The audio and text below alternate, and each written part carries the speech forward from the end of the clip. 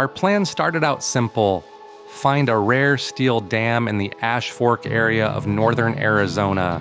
But out here, nothing really exists in isolation.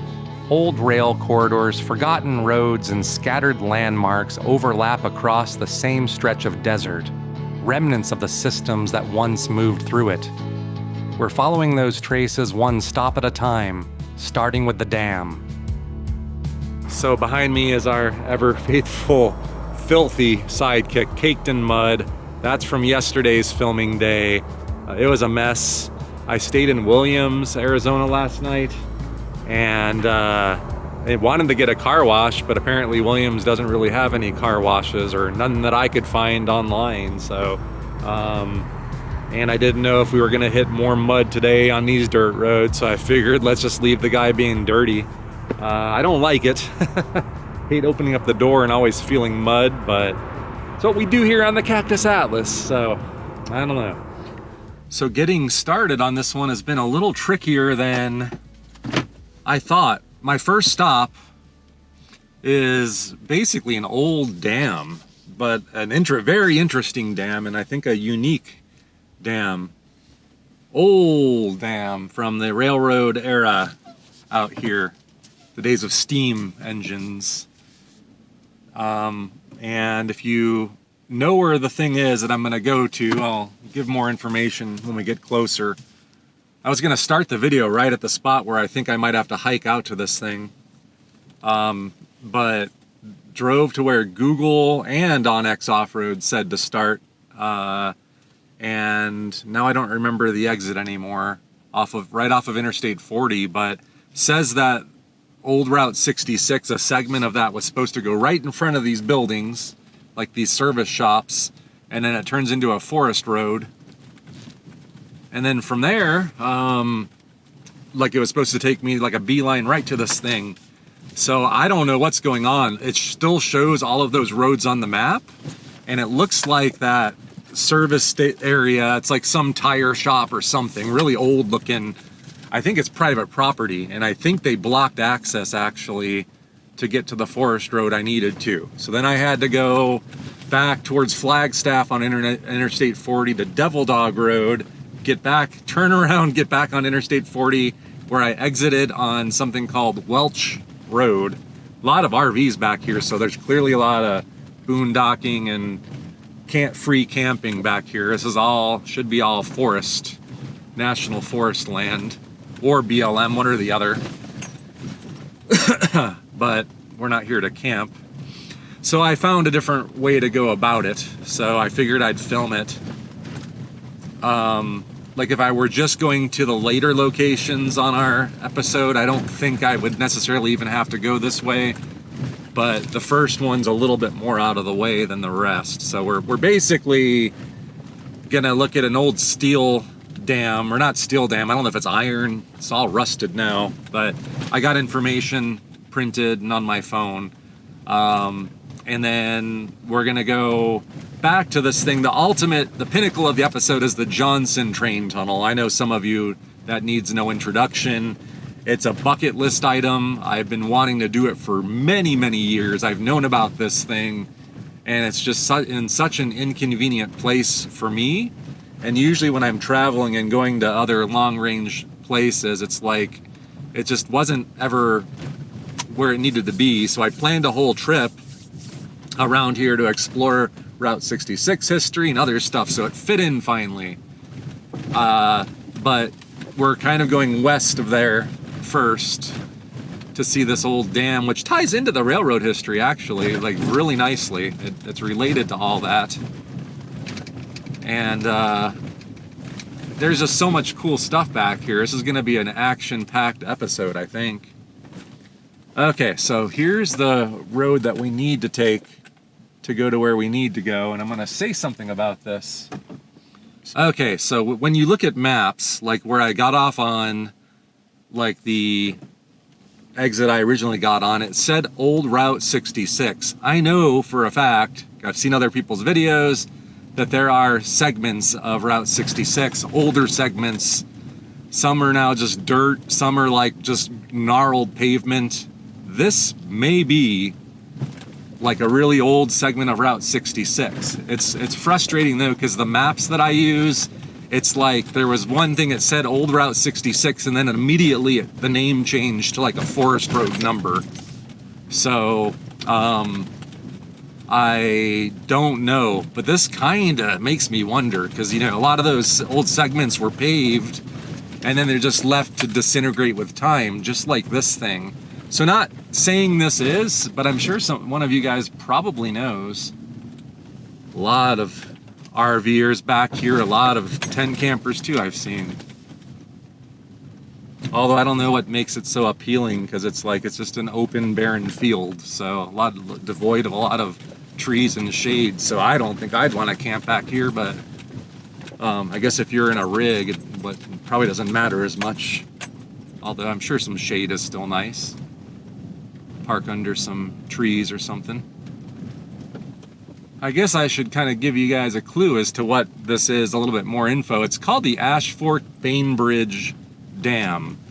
And I just was looking at my notes. It dates back to 1898. So a genuine 1800s vintage dam, which was made to create a reservoir basically for water. There's several back here.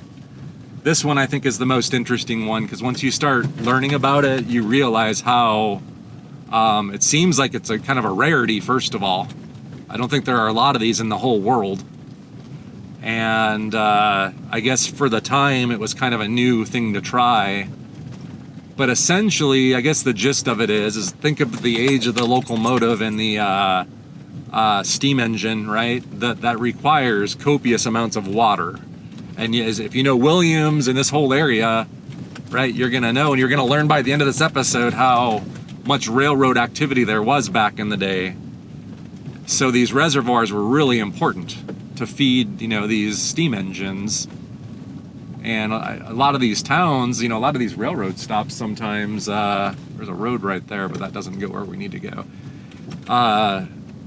Some of them really kind of rose because of the, you know, serving water. Like the town of Sentinel is one that always comes to my mind. I think that one is probably a stop that was on the Southern Pacific Railroad, Gila Bend, Arizona, for really far south from here.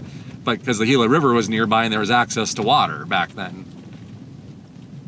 I know some of you are thinking, Gila River and water? Are you nuts? Well, it used to flow, I think, all year round. But yeah, agriculture has sucked it dry by the time you get to those areas today. Sometimes it's like a ditch with like a trickling stream going through it. But back in the day, it was a different story. So up here, yeah, you had similar needs. But okay, so a couple things here. I think there's a trail, right? I see a sign. The question is, can I drive that? Do I want to drive that? It looks like maybe we should go on foot, but let me see how many miles, or it should be under a mile, I think, that we're gonna have to walk. I don't really have to haul much. I don't think I need to haul water, a backpack, anything like that. I think my friend on the bike's gonna be passing by any time now, so I kind of want to just hang out in my truck because I don't want to have a conversation. Take a look at this old road. I mean, something in me is saying this might really be Route 66 or a previous segment. It's just weird how they'd have a paved thing like this. Like, it is running parallel to the highway like 66 did. I know I've read that they kind of always change segments and they'd go forward and backwards. So once again, not a Route 66 aficionado or deep knowledge, but it's all over this area. I think I need to get up on that, because these older segments are the ones that I'm the most interested in, actually. I like, the 1920s is just a cool era to me now, but, I'm not really into the later Route 66 stuff yet. Maybe I need to age a little bit more to get into that. But all right, Slim, let me tell them what I'm doing. I think we're gonna leave you here. So yeah, I parked off of Route 66 maybe. And there's this thing called 6E, so it is marked. It does look like a road. This is what I spotted something on my map. I created my own custom route for hiking, with Onyx, and it's 858 yards to this dam, and 858 yards I just looked up is a little less than a half a mile one way, so 0.4888 miles, something like that. So I'm gonna just walk it, I think, and kind of enjoy the nice weather today. It was kind of a rainy, dreary day at times yesterday, so it's a nice contrast, but I do need to get some sunblock on first, get my drone, because we are going to go airborne, I think, around this dam, and then we'll hit it. All right, I'm just going to assume, I got my GPS with me and stuff, but I'll assume that the road will be clear and we know where to walk. If not, we'll figure it out. But we're going to the Ash Fork Bainbridge Dam. It's named after partially the town of Ash Fork, and Bainbridge was a civil engineer in the 1800s, so some guy. But what makes it special, I was reviewing my notes, which I brought with me so I can give better facts when we get there. This is one of only 3 dams of its type ever built in the world. So there's your rarity factor, right? So we're actually gonna go see something extremely rare. And back in the day, I don't know how they would usually build these things. Probably there's one down there that used like concrete. So they thought that, I guess, prefabbing out like the steel pieces, it's a steel dam, would be faster and cheaper to do than the traditional way of doing it. So, so what I'm expecting to see is probably kind of a rusty looking thing. I think it's still there. I think it still holds the reservoir. But basically, that's kind of the story. They started constructing this thing in 1897 and then completed it. It was done in use in 1898. And I was reading it's, you know, because of the water needs of non-condensing steam locomotives, they had to do this because it is a pretty dry region otherwise. And creating these reservoirs all along the rail lines would allow them to collect the water that would serve these engines. So if you want to do this yourself, finding the dam is easy. I think even Google Maps, there's a pin on the main Google Maps. You don't, I mean, if you look for Ash Fork and you look north of the highway, you should find it easily. So for the one person that's gonna blame me as usual, like, you're giving away all the secrets, go bitch to Google. Leave me alone. And I disagree with you anyway. But if you wanna do this, especially if you're in a passenger car, I think you could drive that kind of cracked paved section of road that we surmise might be an old Route 66 segment. But if you do what I'm doing, do note that I've come across a couple intersections with varying roads. So if I didn't have my GPS with me, I would already have been confused and it would have been a coin flip. So, and you can, you know, the sound of the highway is getting more and more faint. So we are, and this is like weird back here. It's like a lot more remote and lonely than I had anticipated. I don't know what I had in my mind. I figured we'd be within more of an earshot of the highway. We barely are.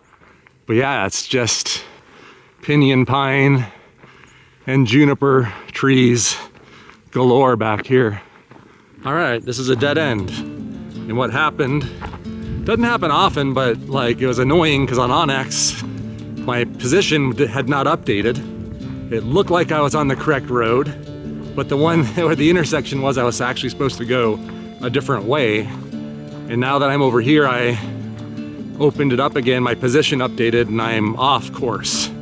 Not by much, but I think we found a really cool looking, maybe a nice hidden dispersed camping spot back there for those that like to be far away from the crowd. I can show you a really easy way to know now. The road goes that way where we came from. So that way is that paved, broken up paved road. I went that way because the GPS thing totally looked like it was supposed to do that. But what we really want to do is pay attention to the power lines.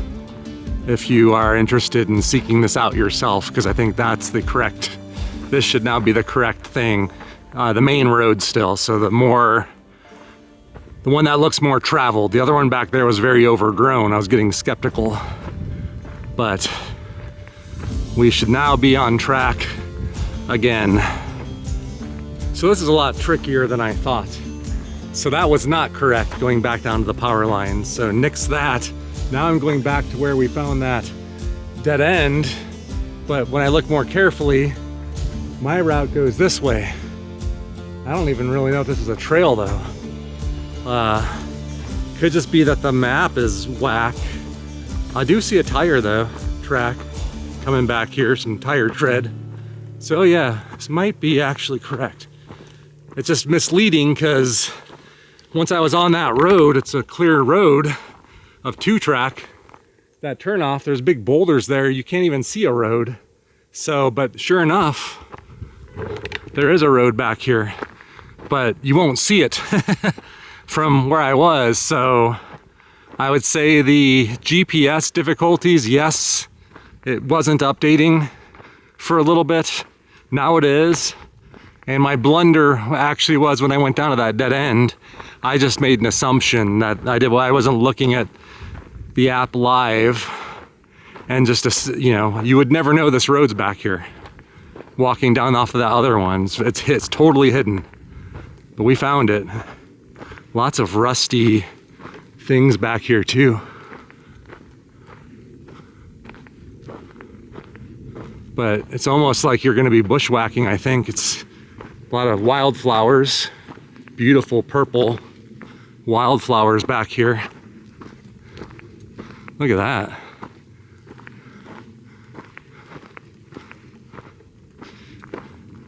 So I guess the lesson learned is pay more constant attention to the GPS app if you have it, so you know where that little secret, we'll call it the secret turnoff. Coming down to a canyon, actually. I actually could hear a train horn off in the distance, probably Williams, if I had to guess. All right, let's do a quick GPS check. Other than the bright green digital line on my map that I'm kind of following and checking, I would say there is no trail anymore, but there is kind of a clear path. I'm guessing foot traffic has made this, and that dam is somewhere down here. So that's another thing I didn't think of was, you know, I didn't really look at elevation changes, but we might have to hike down towards the bottom of this canyon here to get to this dang thing. This is turning out to be almost its own adventure here. It might have to be its own video. How the heck am I supposed to do this? This is confusing as all heck. I mean, I pretty much at this point, you know, you can kind of see somewhat of a clearing. I found the dam, I see it behind me, I'm gonna show you. But pretty much there's this random bench out here. And at first I was like, what trail is this? Because there is a more clearly marked trail here. Maybe I'll try to take this out of here, but then it quickly disappears, I guess. I don't know. But the dam, can you guys see through the tree there? Is right there. It is huge, actually. I wasn't expecting it to be that big, and I can hear frogs down here. This is amazing. Look at that. That is an 1800s dam, a steel dam. I mean, my spidey senses, I guess you could say, see, like, you know, the dirt looks a little looser and walked on in this area, so I'm just guessing that, you know, I've just been going with some intuition at this point. Lucky I have my map with that route plotted, but I don't know how muddy. Looks dried up. It's not holding water currently, but maybe I'll get a good vantage point from up on these lava rocks, and we'll, I don't know how close I actually can get to it without walking through thick mud and stuff and not really wanting to do that. See, most seem to come up here. Oh, this is a great vantage point. Great place to do a drone operation too. maybe we can kind of put my stuff down, but here it is, the Ash Fork Bainbridge Dam. So yeah, this is way more adventure-y than I had thought. And that's okay. I do like that, but you might want to allot more time if you're gonna come seek this out than I technically did. It's fine. We're gonna get everything done. I might try to walk up higher too and see, but I do like, I don't know, flying the drone, it might be better to be high because I don't know what's behind that. It might actually be holding water and the water might be on the other side, but if it is, it doesn't let water flow through, it looks like. But look at that, 1898, huh? One of the things that gives away its age to me when I see these things, gonna see another riveted thing later, but are the rivets. So, you know, rivets I think were more of an 1800s method for, you know, before I guess modern welding techniques and stuff for attaching metal. But look how, I mean, this thing is in great shape. I thought it was gonna be falling apart, but it's totally still standing.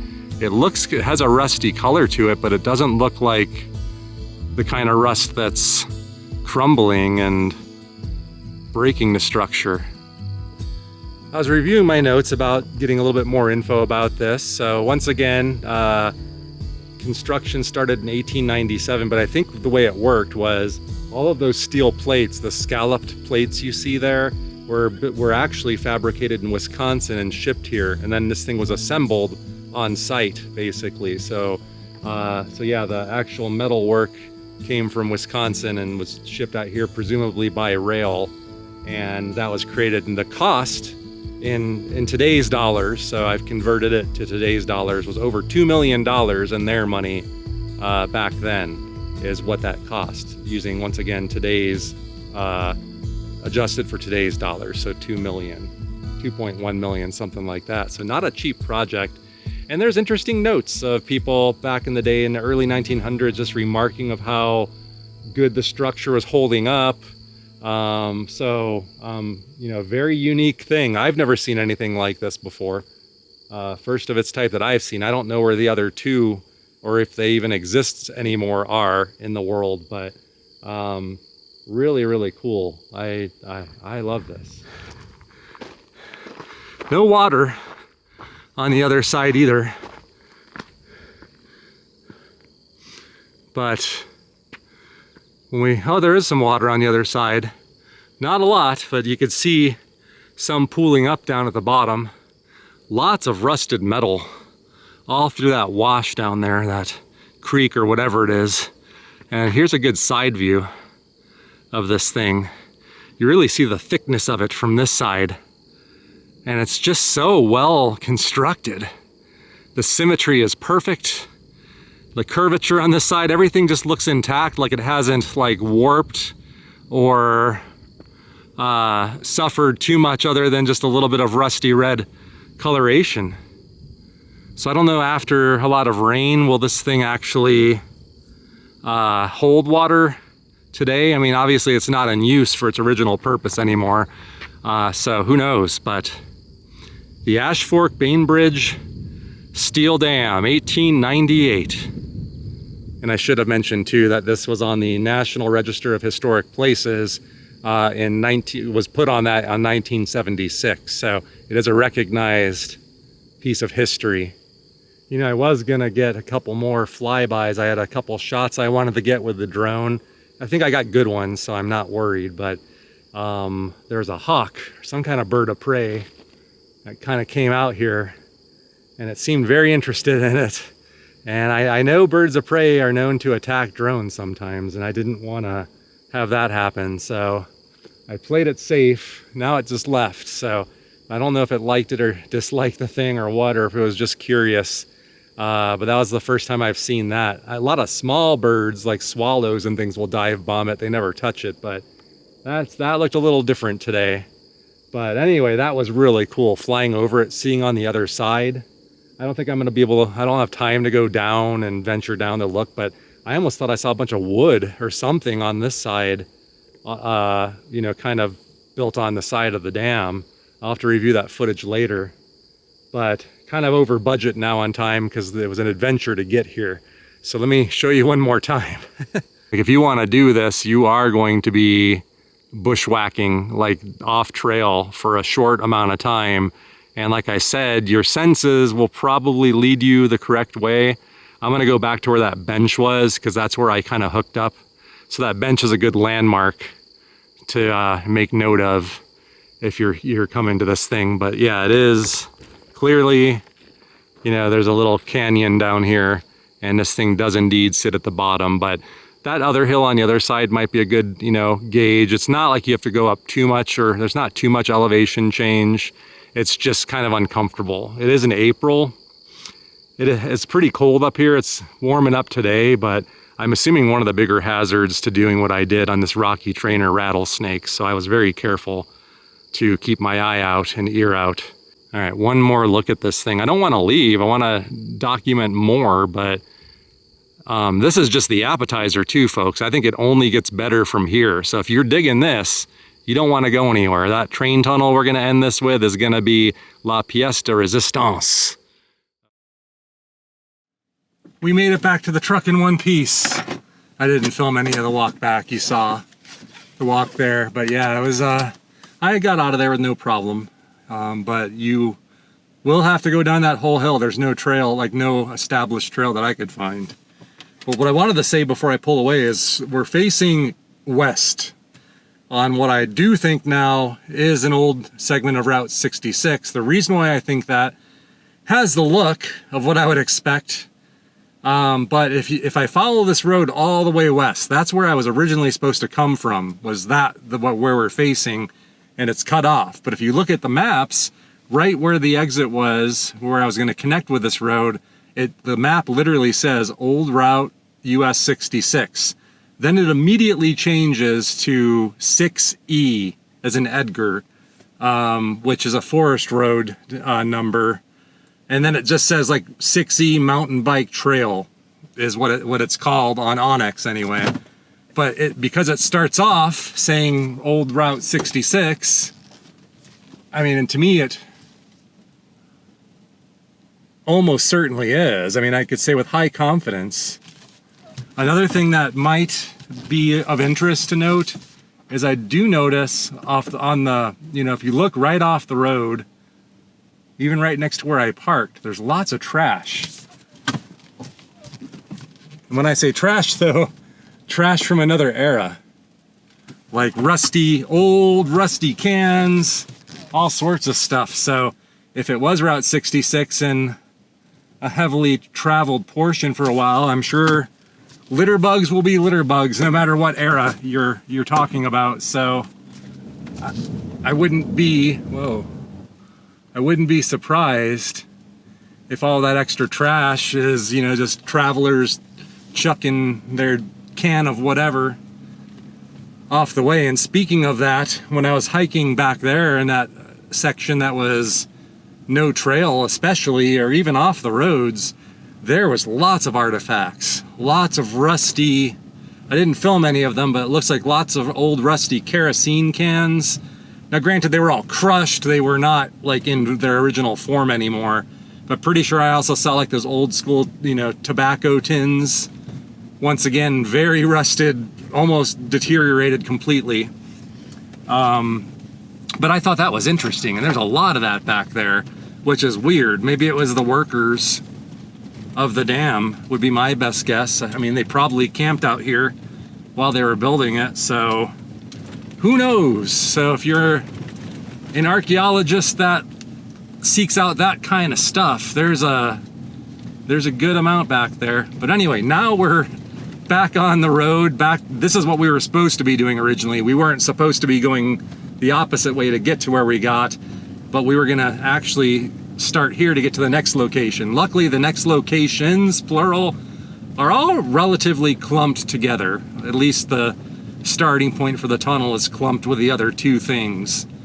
I did mean to mention this, but I don't think I did when I was filming at the dam, but the railroad responsible for erecting that dam was the Atchison, Topeka, and Santa Fe Railroad, which actually was heavily involved with this tunnel.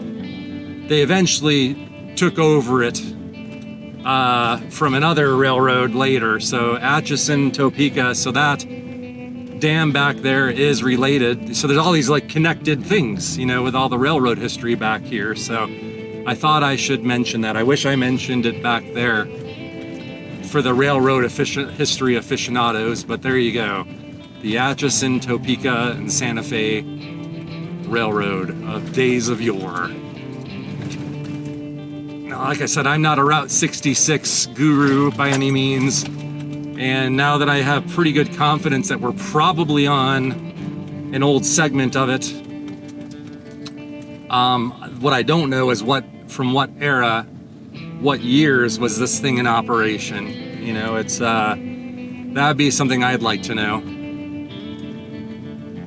I don't know if, you know, the 1920s era would have been more dirt roads back then before pavement. I don't know if when they started paving a lot, was it the 1930s, 40s? I don't know. Regardless, it's probably pretty dang old. Older than me, I would have to guess. And it's kind of getting me now, I guess, in a weird way. It's like I kind of want to start learning more about it. And then maybe like seek out like these sorts of remnants and not the tourist towns that we're going to be seeing later on my trip. But you know, it'd be really cool to find all of the remaining bits and pieces like this and document them, especially with this 4x4. But you could probably do this in a passenger car, but there's lots of potholes and lots of broken up, you know, sections of this road. It's definitely turning back into the surrounding terrain slow by slow. So you'd really want to go slow back here. And all right, I'm gonna take a quick coffee break. I gotta finish the rest of my coffee. I got it at Mavericks, or I always say Mavericks, Maverick. There was one in Williams. I got my coffee there this morning and it's quite good as usual. So Maverick for the win. But I'm gonna stop filming here so I can guzzle the rest of this down and get some water in me too before we do the main attraction, that hike to the train tunnel. The Johnson Train Tunnel. But the strangest stop of the day was still ahead. Just outside Ash Fork sits Johnson Crater, a remote desert formation with multiple competing theories surrounding its origin. We quickly realized that part of the journey deserved an episode of its own. Join us next time here on the Cactus Atlas. Thanks for watching, and we'll see you next week.